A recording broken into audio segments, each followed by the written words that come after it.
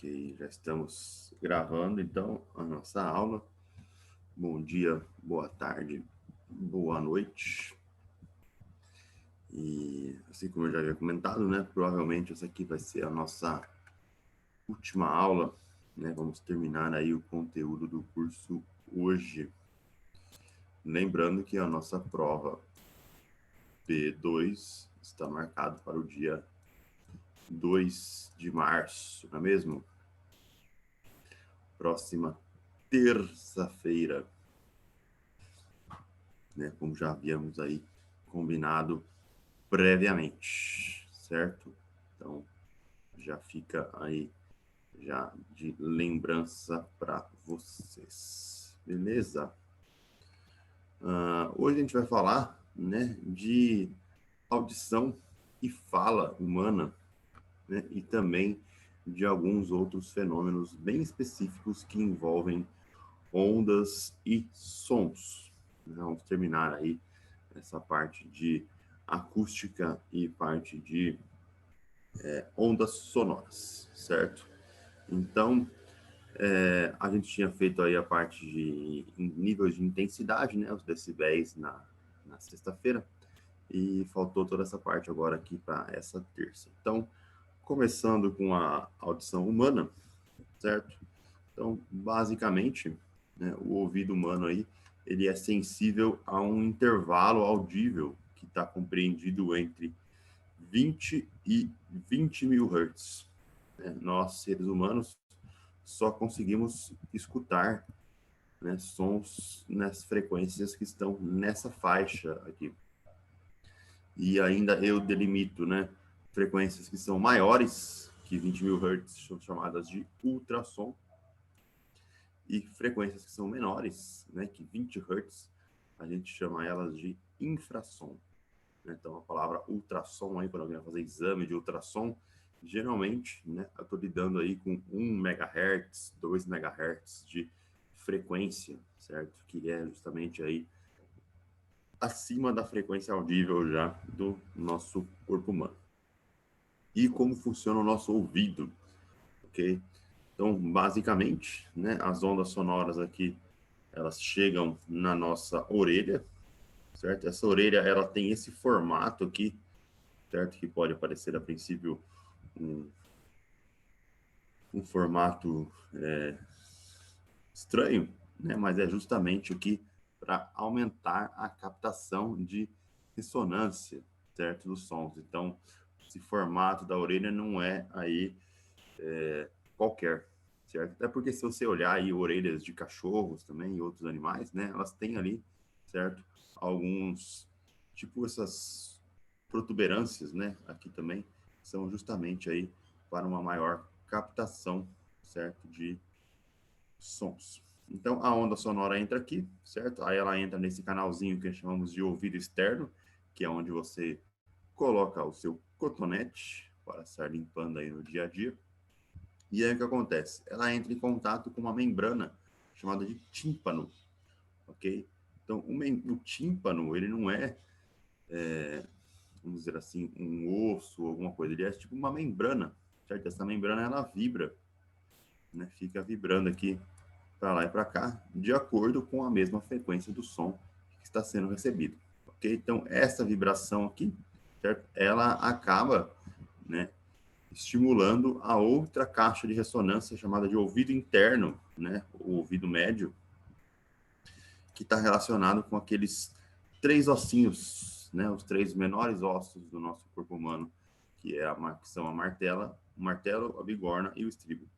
Né? Então, esses três ossos, eles fazem a conexão com o nosso ouvido interno, né, que aí já está relacionado com a parte com a parte visceral, né? Então, toda essa parte aqui do ouvido, né, ela é aí basicamente ar, né, vazia.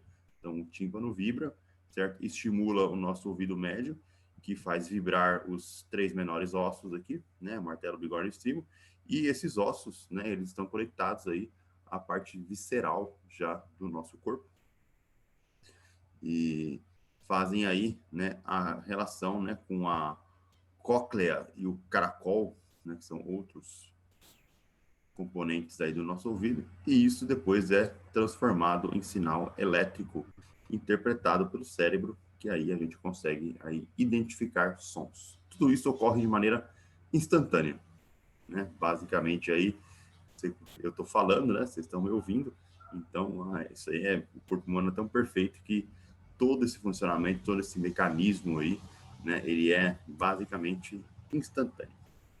Tudo bem? Beleza, gente?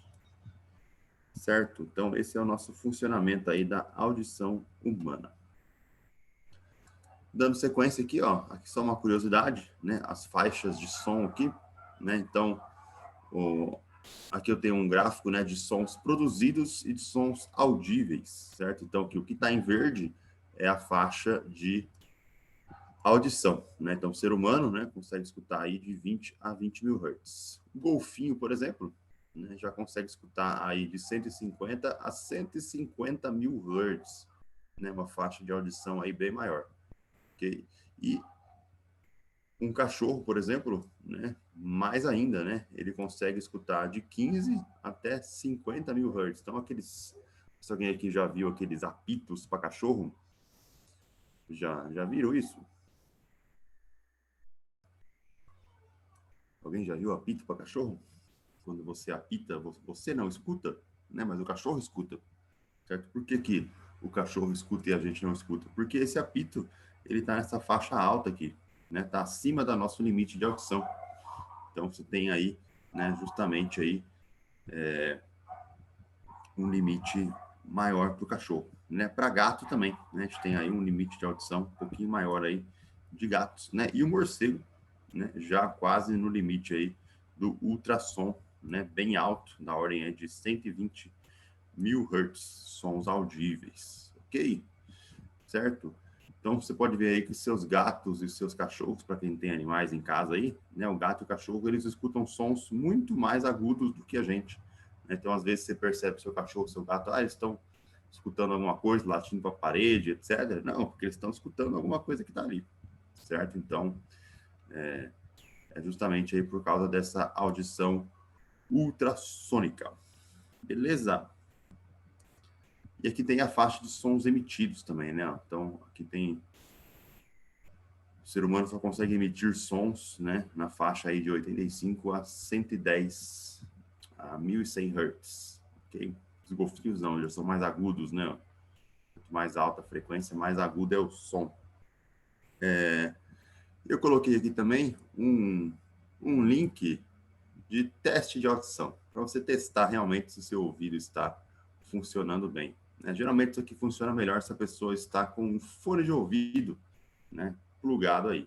Mas, só para vocês terem ideia aí, esse vídeo no YouTube, né, ele faz uma varredura entre os 20 Hz e os 20 mil Hz, para a gente entender aí como é que funciona, né? Qual é a ideia aí da variação de frequências e o tipo de som produzido. Vamos lá dar uma olhada nesse vídeo aqui, só para vocês terem noção.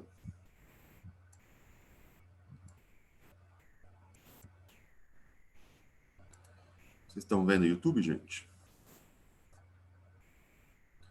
Todo mundo está vendo?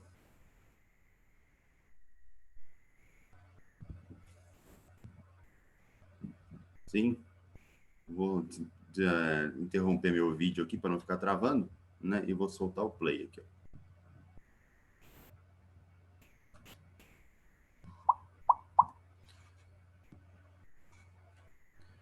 Ele vai fazer uma varredura aqui nos limites de audição.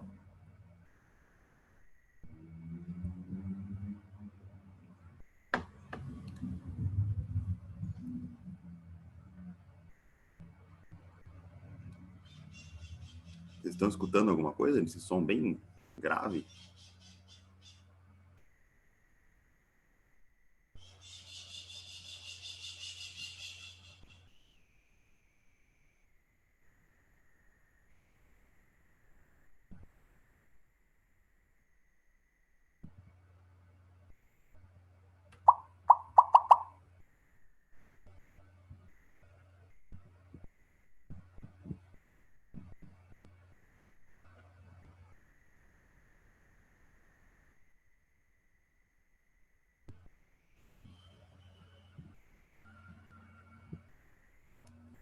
Olha, eu comecei a escutar agora só, a partir de 250 Hz. Minha audição tá lá debilitada, bem.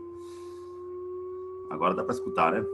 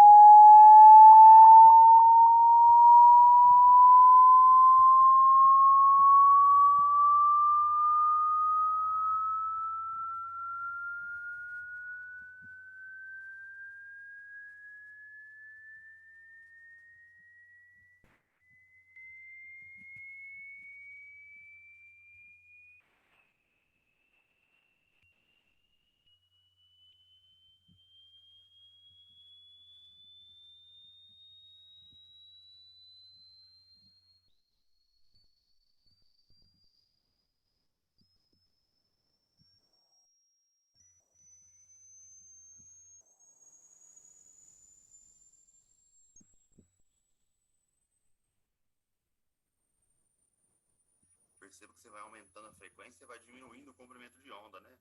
Justamente aí mantendo aquela relação de inversamente proporcional entre lambda e F. Eu já parei de escutar, eu não escuto mais nada. A minha audição está bem debilitada. Aí, eu não sei a de vocês, mas eu comecei a escutar, né, a partir aí de 250 Hz só. Então, na verdade, isso é afetado com a idade mesmo, né? As pessoas mais velhas aí, elas vão perdendo um pouquinho da audição, né, em relação ao passar do tempo. Principalmente quem escuta música muito alta, quem está com fone de ouvido o tempo todo, né? Você tem aí uma ligeira perca de audição, né? Ao longo aí dos anos, do passar dos anos. Então, e eu comecei a escutar a partir de 250 Hz. Não sei vocês, né? Mas e já parei de escutar a partir de 15.000 Hz. Não sei se vocês conseguiram escutar até o final ou começaram a escutar antes aí, né? Mas essa é a ideia aí para a gente ter, né, a faixa de sons audíveis, né, que o ser humano consegue ter. E você percebeu, né, que quanto mais baixa a frequência, mais grave é o som, né? Quanto mais alta a frequência, mais agudo é o som. Vocês conseguiram perceber isso, gente?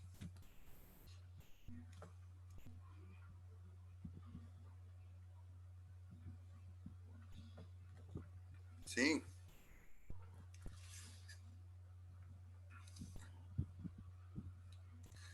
certo. Isso aí influencia várias coisas, né? Principalmente o que a gente chama aí de altura sonora, né? Então, a altura sonora está relacionada justamente com a frequência, né? Quando você fala que uma pessoa está falando alto, na verdade, ela está falando agudo, né? Então, o alto está relacionado com agudo.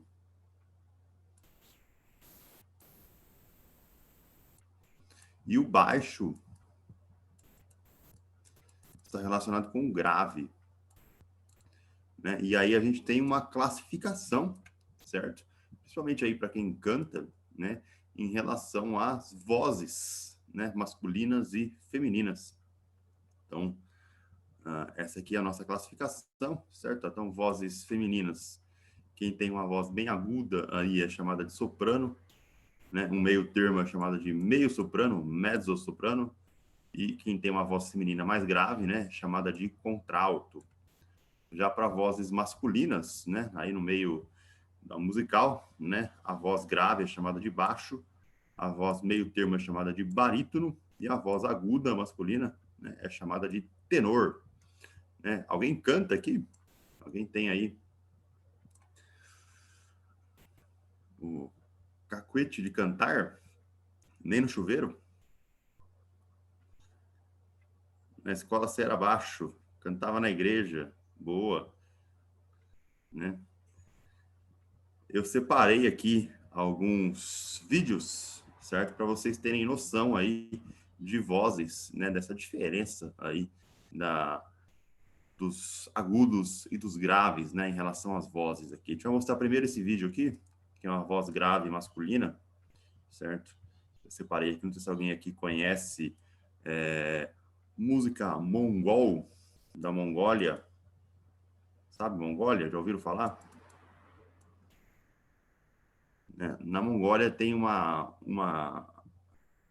canto característico, onde o pessoal canta com a garganta, né? É um throat singing, que chama. Né? Então, é uma voz extremamente grave, né? Porque ela sai lá de baixo, lá, ela fica na garganta, nas entranhas da pessoa lá. E vocês vão ver aqui o quão grave é essa voz aqui. Vamos lá, no YouTube de novo. Deixa eu fechar este vídeo aqui. Aqui, ó. Estão vendo o YouTube de novo, gente? Todo mundo tá vendo? Sim. Eu vou dar o play aqui na voz grave do rapaz aqui, do Tuvan Throat Singing, só para vocês terem uma ideia aí do que é uma voz grave masculina.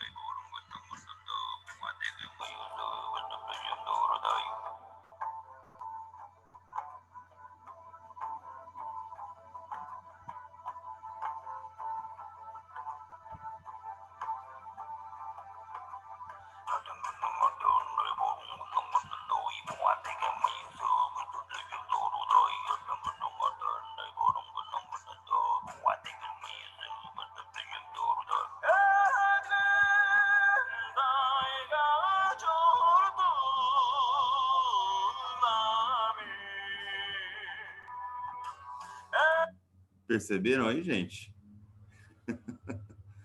A voz grave do rapaz aqui. Alguém já tinha escutado esse tipo de canto?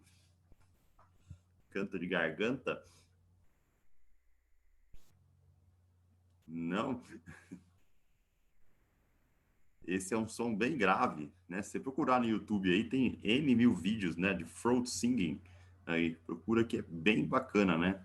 São músicas aí alternativas aí que não estão tão acessíveis aí ao a cultura nossa, né, nacional aí, certo?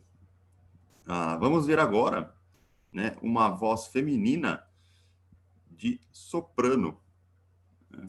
Olha só, aqui eu tenho um trecho da ópera de Mozart, né, A Noite da Rainha Ária, né, só para vocês terem aí ideia do que é uma voz feminina extremamente aguda, né, uma soprano feminina. Vamos lá, vou dar play aqui.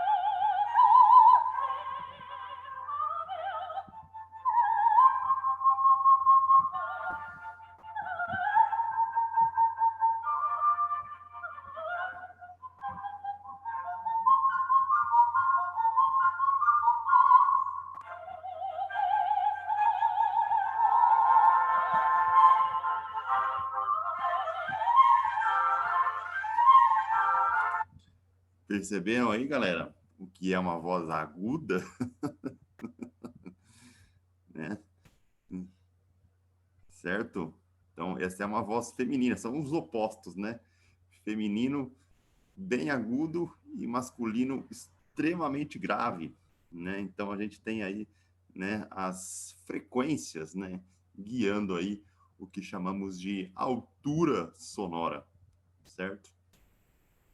Vamos ver um outro vídeo agora, né, que classifica aí a diferença, né, aquelas três classificações lá entre tenor, barítono e baixo, né, para vozes masculinas. Então a gente começa aí com o nosso queridíssimo Luciano Pavarotti, né, que é o clássico tenor, né, é a voz masculina aguda.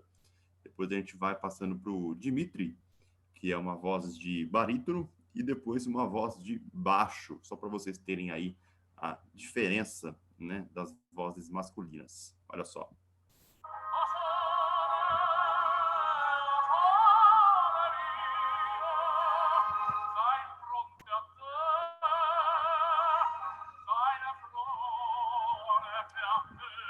Esse é o tenor. Né?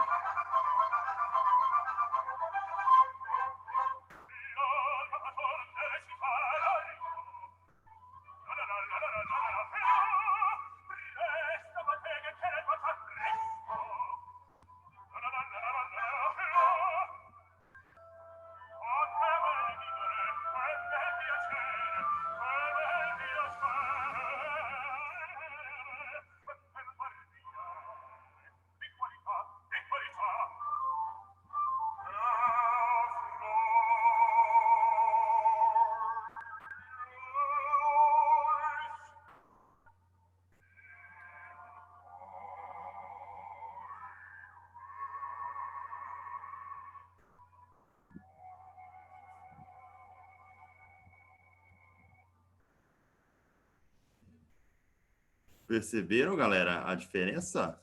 Né? Você vê aí uma voz aguda, né, do Pavarotti, uma voz meio termo aí do nosso amigo Dimitri, né, o clássico Fígaro, e depois a do Kurt Russell aí, né, uma voz extremamente grave, né.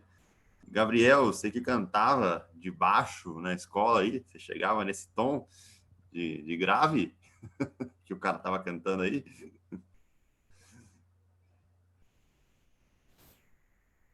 Difícil, né? É complicado.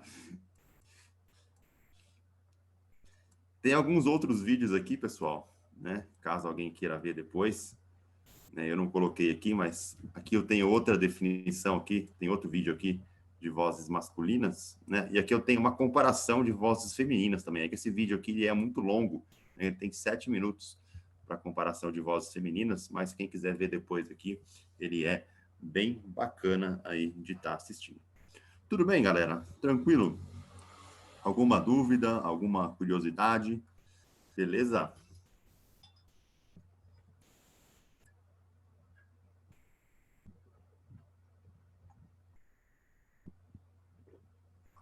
Certo. Vamos lá, então. Vamos continuar, né?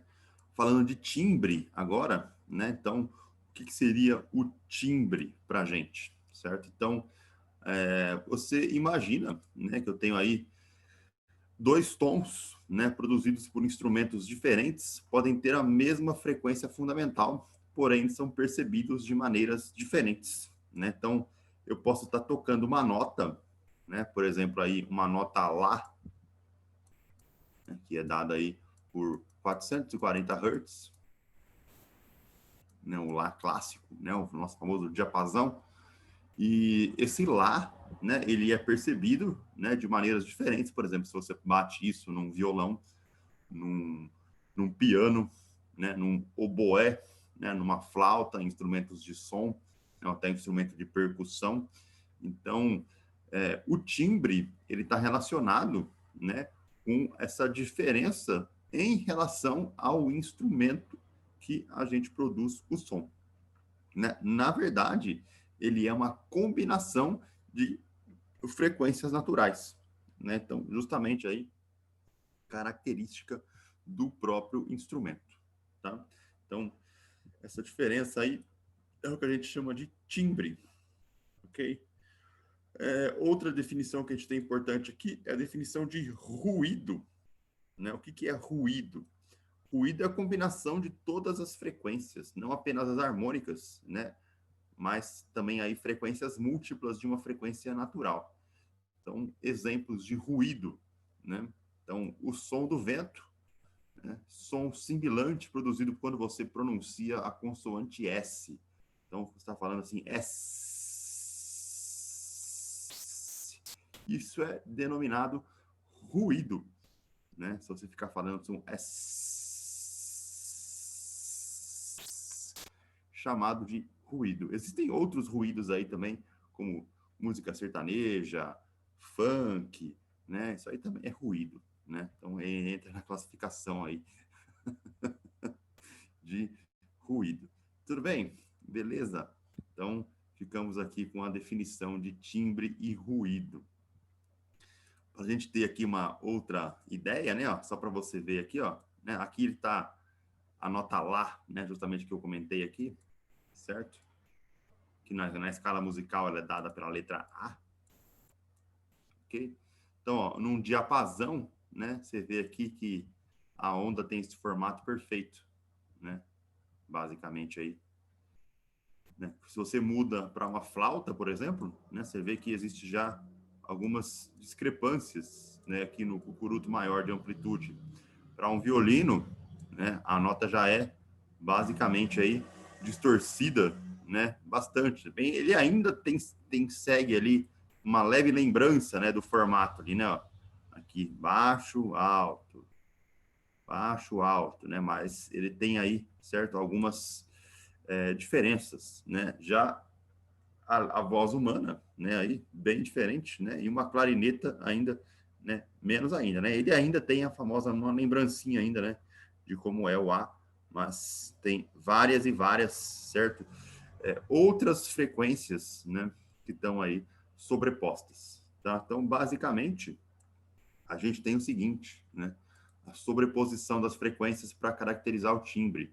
Então, se você pegar aqui, ó, frequência de 100 Hz, olha só, seria essa azul que está aqui, ó, né, que eu pintei de vermelho agora. Frequência de 300 Hz, ó. Frequência de 500 Hz. Então, se eu sobrepor todas essas frequências, né, eu tenho aqui o que eu chamo de resultante, né, que é justamente esse cara que está aqui, ó, né, em branco. Ó, vou estar pintando ele de branco aqui, ó.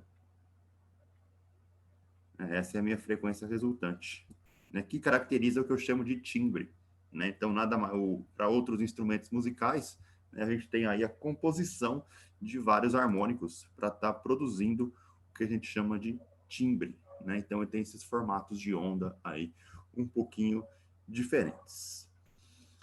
Tudo bem, gente? Beleza?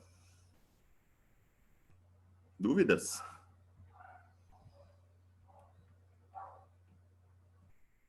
Deu para pegar a ideia?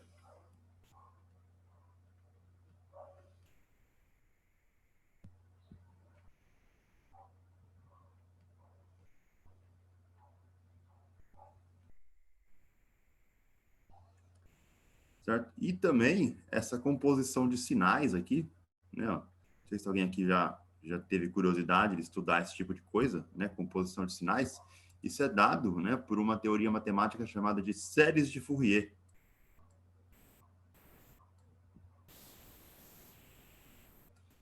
Já ouviram falar de Fourier?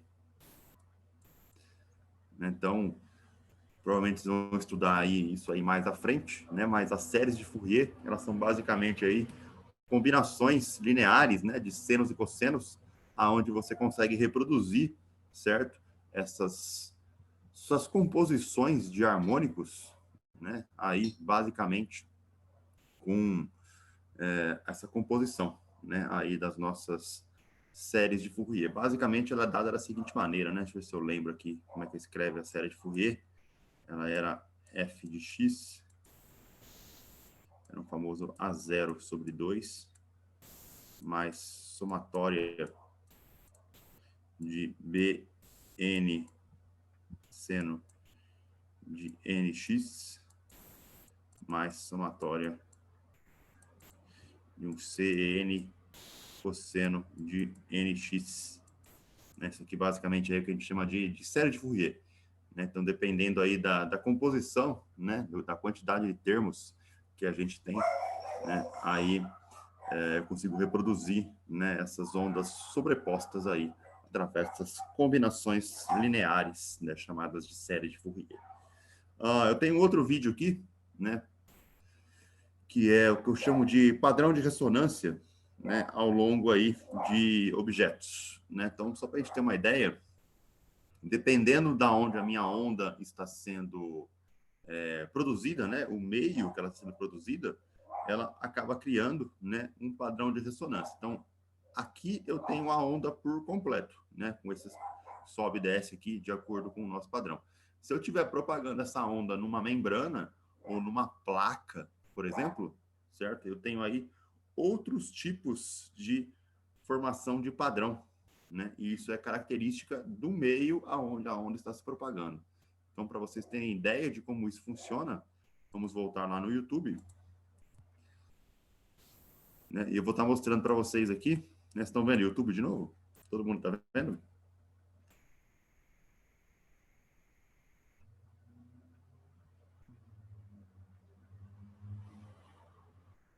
Certo? Ó, nesse experimento aqui,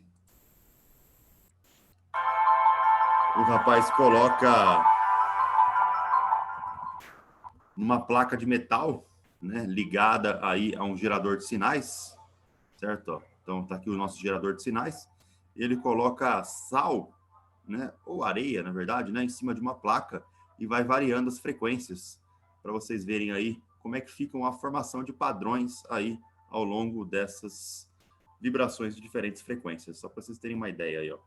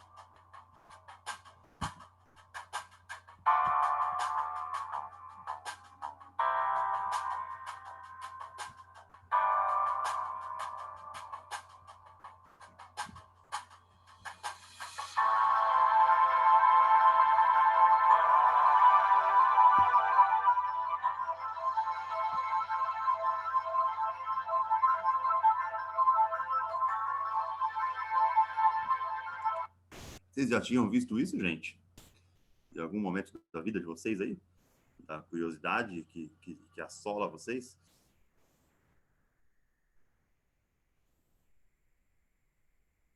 Já tinham visto? Né? Isso aí justamente está relacionado com, né, o timbre, né, e também com a ressonância, certo? Basicamente, né, com o formato quadrado aqui da placa, né? Então, se o formato fosse circular, com certeza esse padrão aqui seria diferente, né? Então, a gente tem também que o formato, a geometria da placa influencia, né? Mas isso nada mais nada menos aí do que padrões de ressonância para cada tipo de frequência. Beleza? Vamos voltar lá no nosso slide. Tranquilo? Então, aí, finalizando aí a parte de timbre. Entrando agora nos fenômenos sonoros, né, aí que a gente tem relacionados, né, vamos falar aí de efeito Doppler. Né? O que é o efeito Doppler? Bom, basicamente, né, a definição aí seria que eu tenho uma mudança de frequência detectada em relação à frequência emitida por uma fonte por causa do movimento relativo entre a fonte e o detector. Né? Então, se a minha fonte sonora está em movimento, né? Então imagina aqui, por exemplo, a nossa ambulância, certo? Ela está no movimento aqui para a direita. Você perceba que as frentes de onda, né? Lembra que a gente viu aí na semana passada, sexta-feira? Sempre quando eu tenho uma fonte sonora emitindo som, né? Eu tenho aí o que eu chamo de frentes de onda esférica ao redor dessa fonte. Se essa fonte sonora se movimenta, né, as frentes de onda também se movimentam, né? E aí elas acabam se aproximando, né? Então aqui, ó, frentes de onda próximas, ok?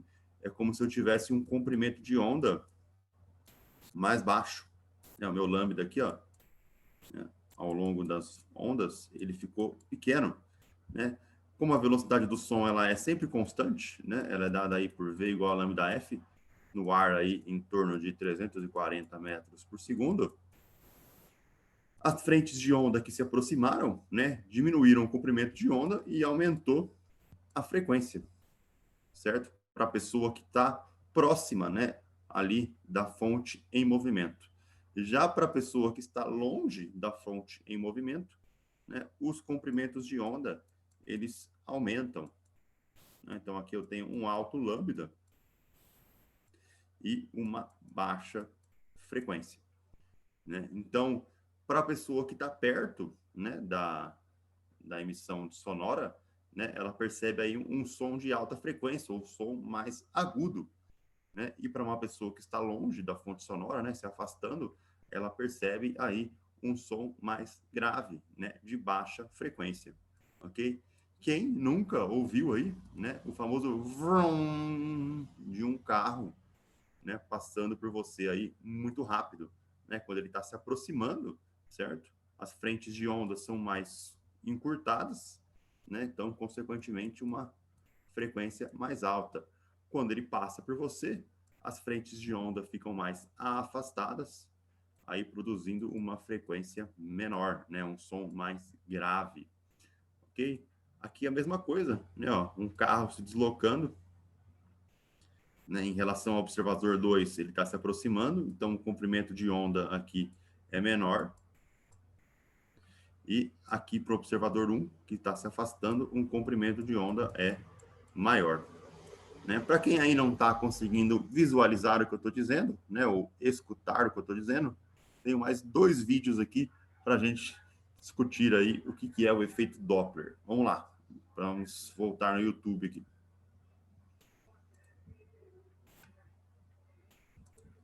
Olha lá, Doppler Effect. Estão vendo o YouTube de novo, gente? Todo mundo está vendo?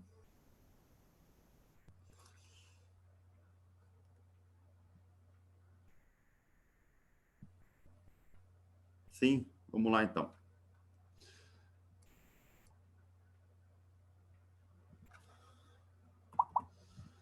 Aqui, ó, o que o cara vai fazer? O cara tá tocando um trompete, né? Produzindo aí um som único, né?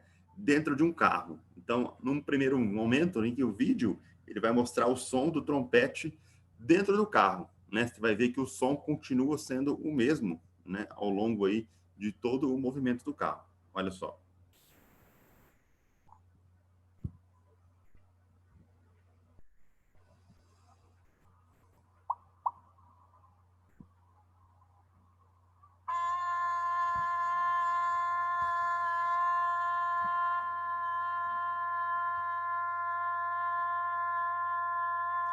Perceba que a frequência do trompete não mudou, né? Agora imagine um observador, né, aí na rodovia agora. Olha só como é que vai acontecer a frequência.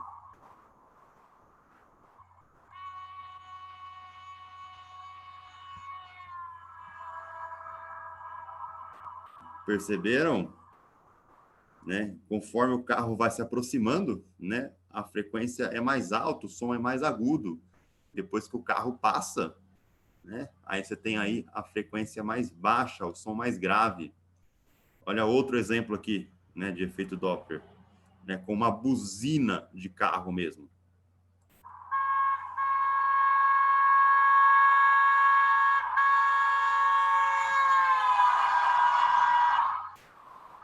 Perceberam?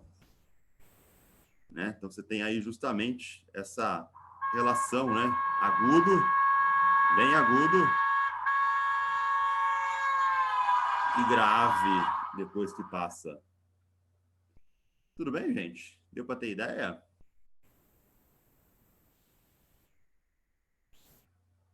Tranquilo?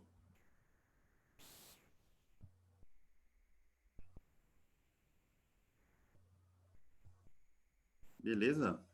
Então, aqui só complementando o que eu falei, né? Então, as frentes de onda sonora em movimento se tornam próximas, né?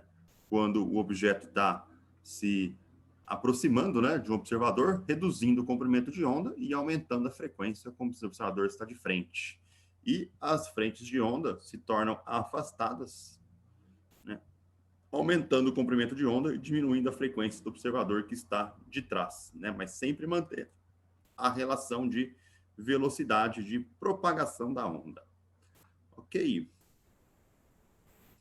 Vamos aqui, ó. E a equação, né, que descreve aí o nosso efeito Doppler, né, basicamente está descrita aqui, né? Ó. Se o detector ou a fonte está se movimentando ou ambos estão se movendo, né, a frequência emitida e a frequência detectada estão relacionadas por essa equação aqui, ó, né? Então, a frequência emitida eu vou chamar de F, aqui, ó, essa é a minha frequência emitida, e a frequência detectada, chamada de F', né, tá aqui, ó.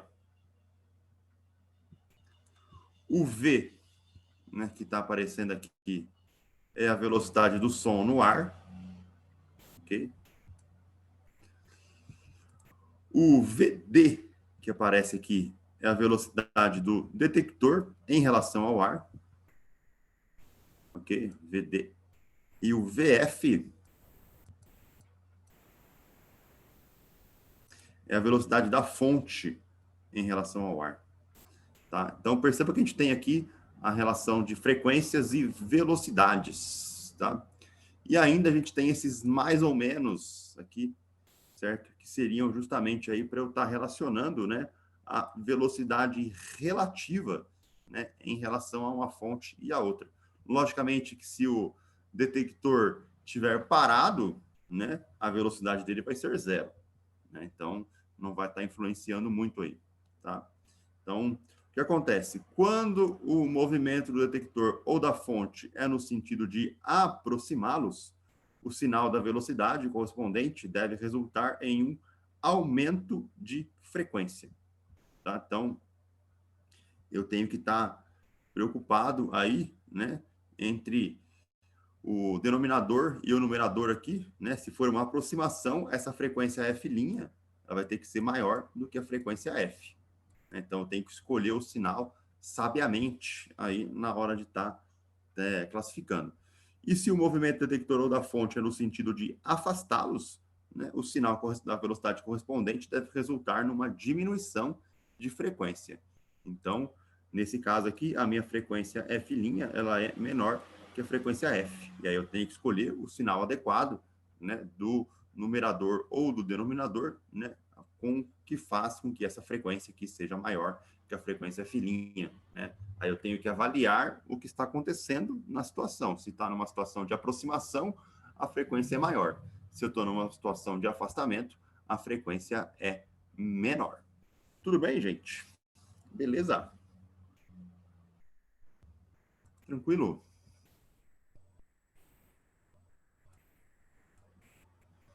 Vamos fazer um exercício para fixar aí esse conteúdo. Vamos lá. Então, imagina aqui, ó, que eu tenho, né, um episódio aí do National Geographic, né? Morcegos se orientam e se localizam suas presas emitindo e detectando ondas ultrassônicas, que são ondas sonoras com frequências tão altas que não podem ser percebidas pelos ouvidos humanos. Né? O famoso sonar do morcego. Então, suponha que o morcego emite ultrassons com uma frequência morcego, né, emitida aí de 82,52 kHz, enquanto está voando a uma velocidade de 9 metros por segundo, né, na direção Ixapel. Perseguindo uma mariposa, que seria sua presa aí, né, perseguindo o alimento mariposa, né, que voa uma velocidade V igual a 8 metros por segundo, também na direção I.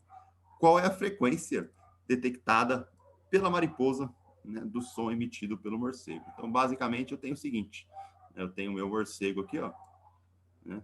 Vou tentar fazer aqui o morceguinho aqui.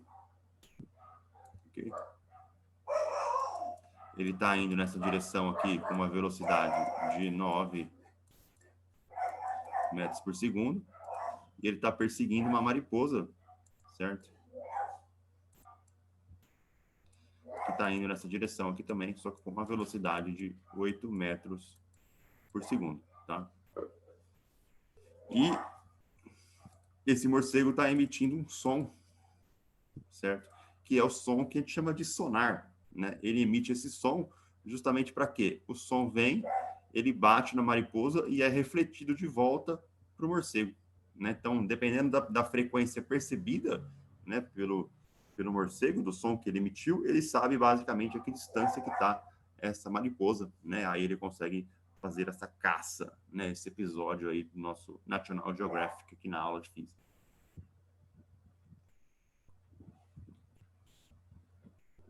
Vamos lá. A frequência, então, né, percebida pelo morcego, ela é alterada pelo movimento relativo entre o morcego e a mariposa. Como os dois estão se movendo no mesmo eixo, né? No caso aqui eu coloquei os dois indo para a esquerda, né? Mas do jeito que está dado aqui no enunciado, eles estão indo para a direita, né? Na direção I chapéu positiva, né? Mas aqui foi só um exemplo para a gente estar ilustrando. A variação de frequência é dada pela equação geral do efeito Doppler, que é essa equação que a gente acabou de ver ali no slide passado. Tá? Então, o movimento de aproximação, ele faz a frequência aumentar, né? E o movimento de afastamento faz a frequência diminuir. Então, o que eu tenho que usar ali, né, nos sinais? Ok? Então, essa frequência aqui, ó, da mariposa, né, ela tem que ser maior que a frequência emitida do morcego, né? Ou seja, certo? Eu vou ter que usar um sinalzinho de menos nos dois casos aqui, certo? Justamente, né, para estar aí diminuindo, né, os meus denominadores e numeradores para que a frequência detectada seja maior. Então, a gente só substitui, né, os casos aí agora, né, com os valores fornecidos. Então, a frequência emitida pelo morcego foi aí de 82,52 kHz, certo? Velocidade do som no ar, né, que é o nosso V aqui, 343 metros por segundo. 343 metros por segundo. Velocidade da mariposa, 8 metros por segundo. E velocidade do morcego, 9 metros por segundo. Né, fazendo essa continha aqui, a gente vai chegar aqui a nossa frequência detectada pela mariposa, né, em torno aí de 82,8 kHz, né, um pouquinho mais alta só, né, bem pouco, né, uma vez aí que eles estão aí com velocidades extremamente próximas. Tudo bem, gente? Beleza?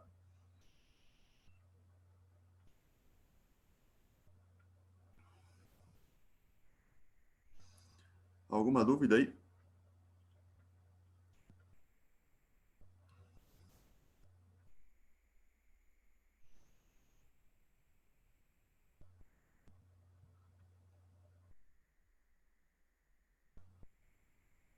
Tudo certo? O pessoal está acompanhando aí? Camila, Henrique, Cauã, Luca, Lívia, Maxwell, Paula, Wislaine, todo mundo acompanhando, gente?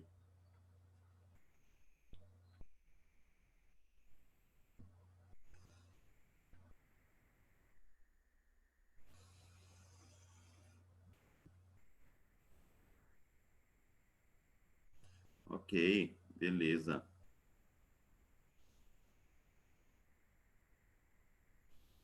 Então tá bom. Vamos ver algum outro exemplo aí de efeitos, né, fenômenos sonoros aí causados aí pelo som. Então, um outro exemplo clássico, né, que a gente tem aí é o que eu chamo de velocidade ultrassônica e onda de choque, né? Então, por exemplo, se a velocidade de uma fonte sonora em relação ao meio em que ela está se movendo é maior do que a velocidade do som no meio, não podemos usar a equação do efeito Doppler, né? Então, justamente aí, porque eu teria uma sobreposição de frentes de onda, né? Então, ó, se a velocidade da fonte for maior que a velocidade do som, não dá para usar a equação do efeito Doppler, certo? Além disso, o que acontece? Para esse caso, né, as ondas sonoras acabam se sobrepondo e surgem aí as chamadas ondas de choque, o que a gente chama de superfície de cone de Mach, né? Não sei se alguém aqui já foi a algum show de aviões ultrassônicos. Já foram ver Esquadrilha da Fumaça, esse tipo de coisa?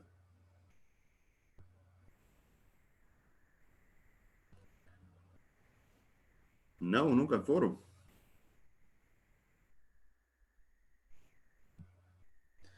Não, aqui está a nossa fonte sonora, ó. Ó, a gente vai ver alguns vídeos aqui também, ó. Olha só, aqui está a minha fonte sonora. Se a velocidade da fonte do meu avião é igual à do som, certo? As frentes de onda, elas acabam se sobrepondo aqui, né? Então, a gente não pode estar usando a equação do efeito Doppler mais, né? Essas frentes de onda, né, elas basicamente funcionam aí da mesma maneira que um barco na água, né? Já andaram de barco na água?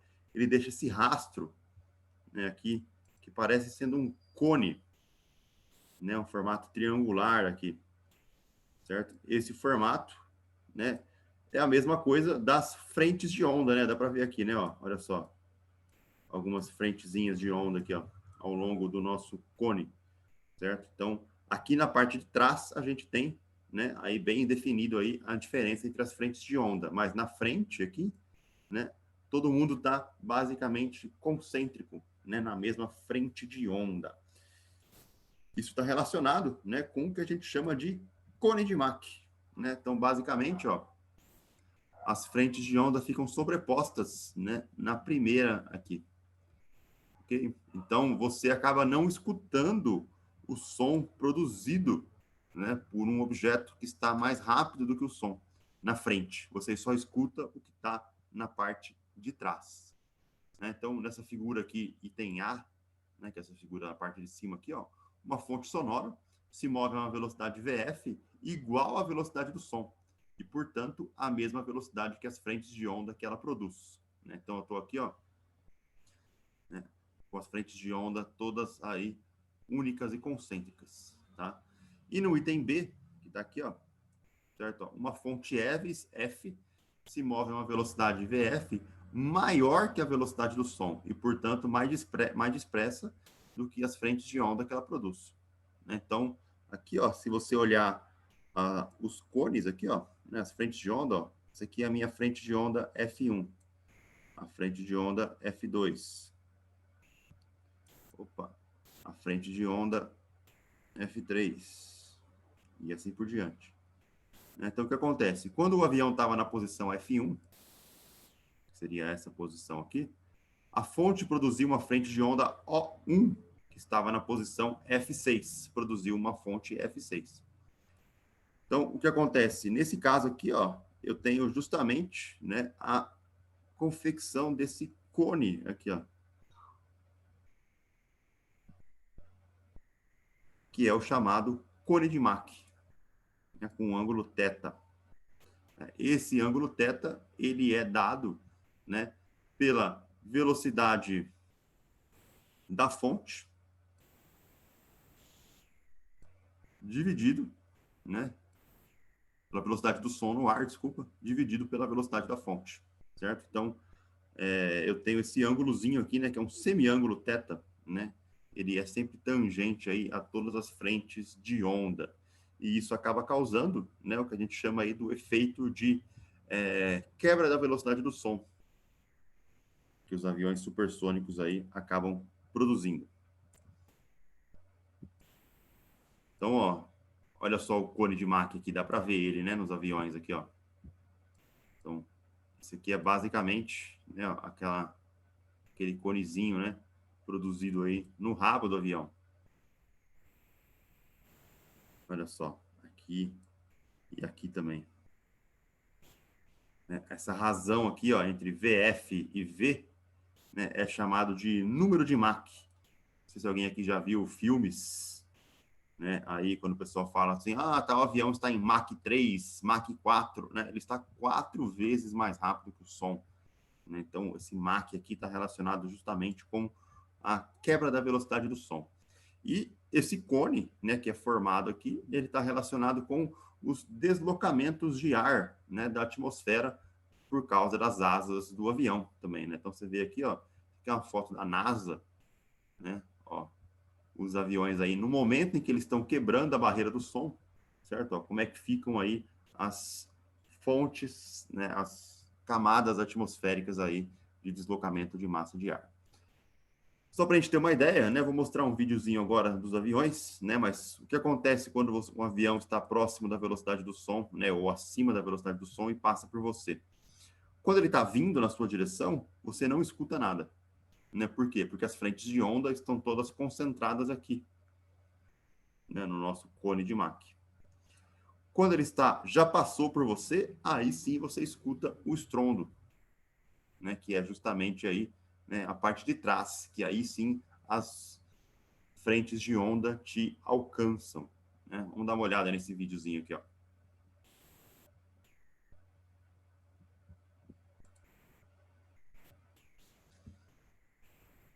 Estão vendo o YouTube de novo, gente?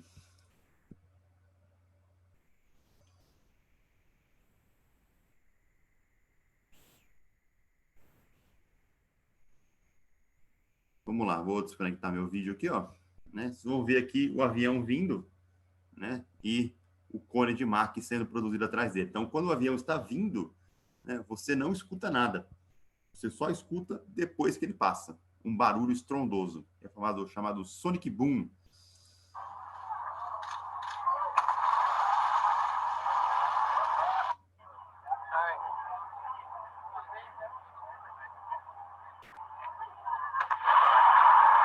Perceberam? Quando o avião vem, você não escuta. Só escuta depois que ele passa.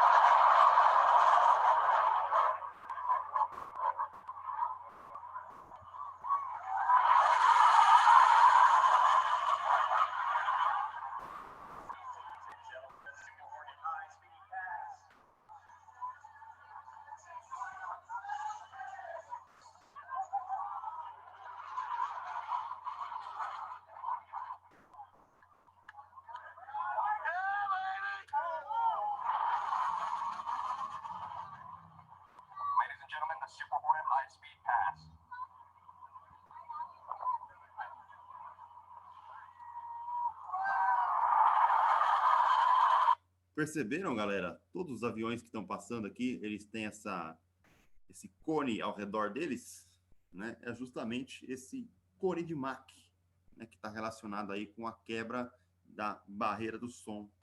Né? Então, você nunca escuta o avião chegando, você só escuta ele indo, porque as frentes de onda de som estão concentradas, né? Na parte da frente do avião. Beleza? Tudo bem?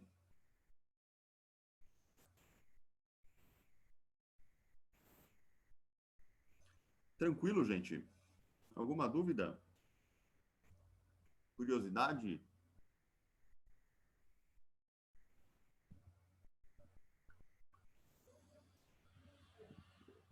Certinho.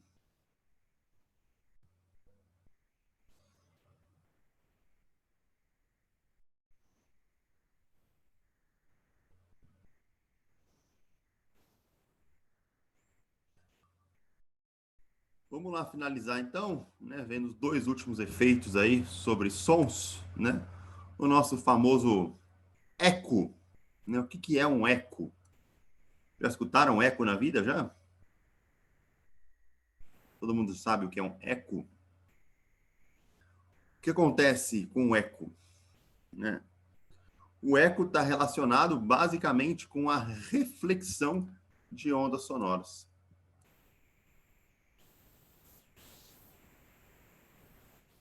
Certo? Então, a velocidade do som no ar é aproximadamente aí 340 metros por segundo, né? E o nosso ouvido humano, né? Ele tem aí uma, um tempo de percepção, né? Para estar distinguindo aí dois sons diferentes, que é basicamente aí um décimo de segundo. Tá? Então, se a pessoa produz um som, né? Que seria esse som vermelho aqui que o rapaz está produzindo, ok? E esse som é batido, ele bate aqui nas rochas, né, ó, na parte aqui, certo? E se ele voltar, né, aqui na pessoa, né, depois de um décimo de segundo, que seria a parte azul aqui, né, eu posso chamar isso de eco. Então, a gente usando a equaçãozinha da velocidade, né, ó, então o meu V é delta S por delta T, ok?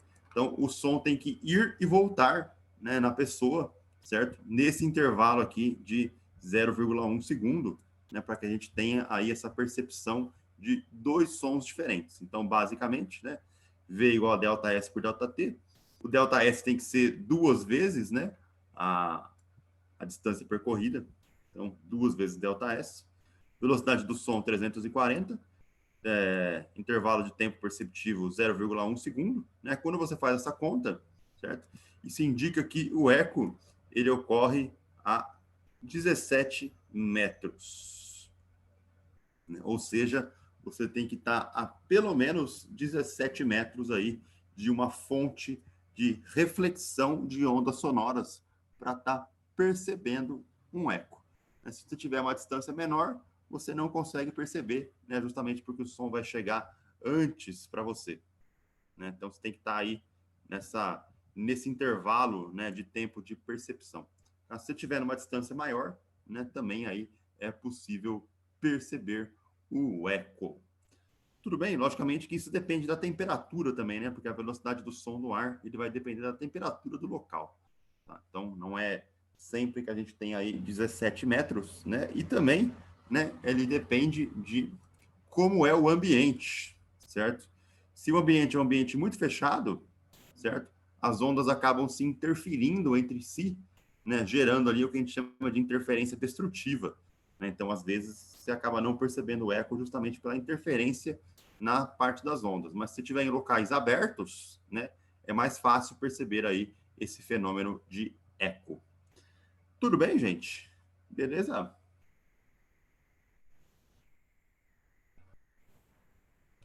Tranquilo?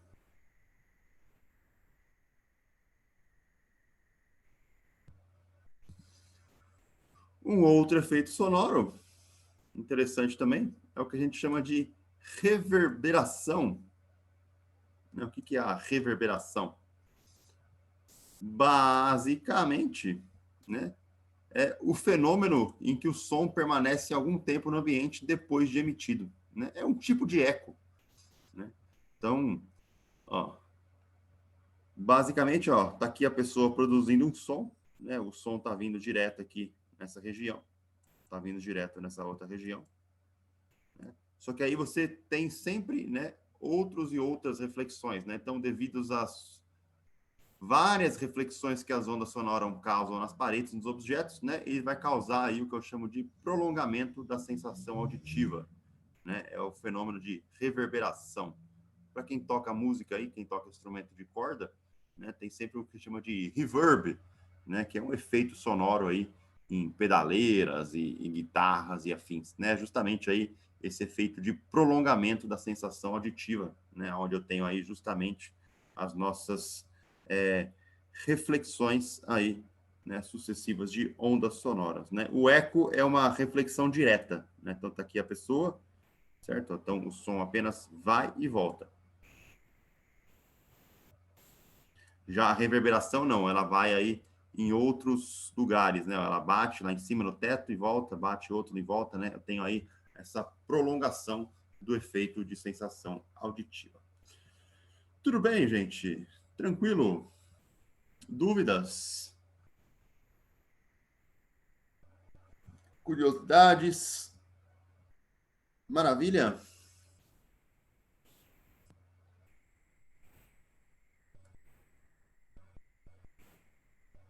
Ok.